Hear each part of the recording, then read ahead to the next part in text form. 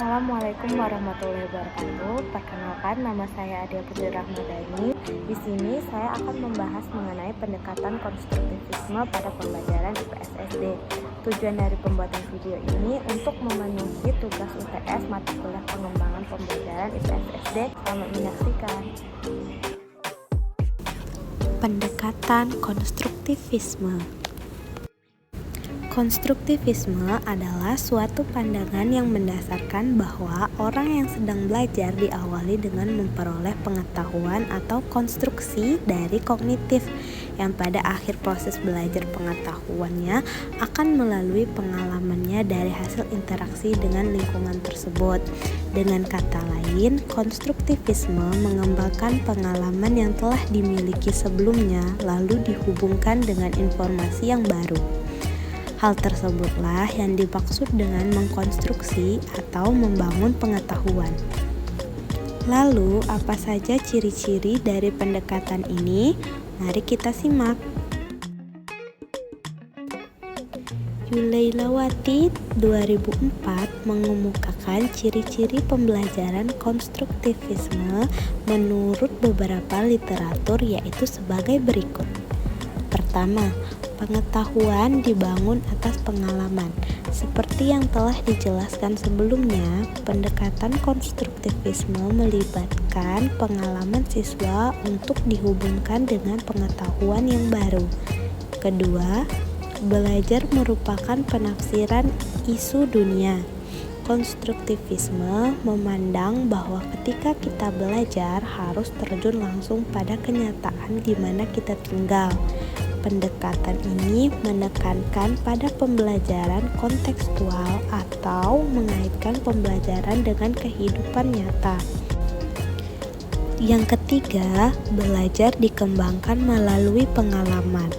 Pada pendekatan ini, belajar dianggap sebagai proses yang aktif di mana makna dikembangkan berdasarkan pengalaman siswa itu sendiri. Yang keempat, pengetahuan tumbuh karena adanya perundingan. Perundingan yang dimaksud ialah melalui berbagai informasi yang didapatkan, perlu adanya kesepakatan suatu pandangan dalam berinteraksi atau bekerja sama dengan orang lain. Dari hal tersebut, jelas bahwa pendekatan konstruktivisme menggunakan metode diskusi atau negosiasi pada pembelajarannya. Yang terakhir ialah belajar harus disituasikan dalam latar yang realistik. Dalam hal ini, penilaian yang digunakan harus terintegrasi dengan tugas dan bukan merupakan kegiatan yang terpisah. Baik, selanjutnya kita akan membahas tentang jenis-jenis pendekatan konstruktivisme. Terdapat 5 jenis pendekatan konstruktivisme. Yang pertama, konstruktivisme kognitif. Yang kedua, konstruktivisme radikal. Yang ketiga, konstruktivisme sosial.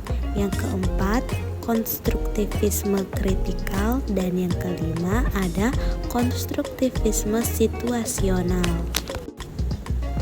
Pendekatan konstruktivisme ini ternyata didukung oleh beberapa teori lah teman-teman. Contohnya yang pertama itu konstruktivisme kognitif yang didukung oleh teori Jean Piaget. Teori Jean Piaget menyatakan bahwa anak-anak aktif membangun pengetahuan mereka melalui interaksi dengan lingkungan fisik dan sosial mereka. Ini menekankan pada tahap perkembangan kognitif dalam pembelajaran. Yang kedua, ada teori Lev Vygotsky yang mendukung tentang konstruktivisme sosial. Teori ini menekankan pada pentingnya interaksi sosial dalam pembelajaran.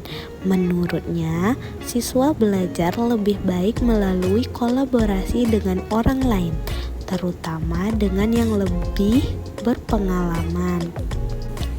Teori yang ketiga yang mendukung pendekatan ini ialah teori Jerome Bruner yang mendukung konstruktivisme keterlibatan atau situasional. Teori ini menggarisbawahi tentang pentingnya pengalaman langsung dan penggunaan alat kognitif seperti bahasa dan simbol dalam pembelajaran. Selanjutnya, mengenai pengimplementasian pendekatan konstruktivisme. Yang pertama, pendekatan ini membuat siswa belajar dengan aktif. Aktif yang dimaksud adalah aktif bertanya, aktif untuk mencari jawaban, aktif untuk memecahkan masalah, dan juga aktif dalam diskusi. Pada penerapan pendekatan ini juga menuntut siswa untuk mengaitkan informasi baru dan informasi yang sudah dimiliki. Yang ketiga, aktivitas belajar harus menarik minat siswa dan juga memberikan tantangan kepada siswa untuk memecahkan masalah dalam pembelajaran tersebut agar pembelajaran lebih menarik dan juga dirasa lebih bermakna.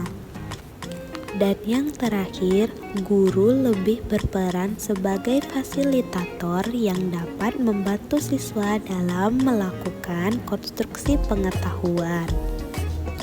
Baik, sekian pemaparan dari saya. Saya harap kamu bisa mendapatkan pengetahuan yang berguna dari presentasi ini.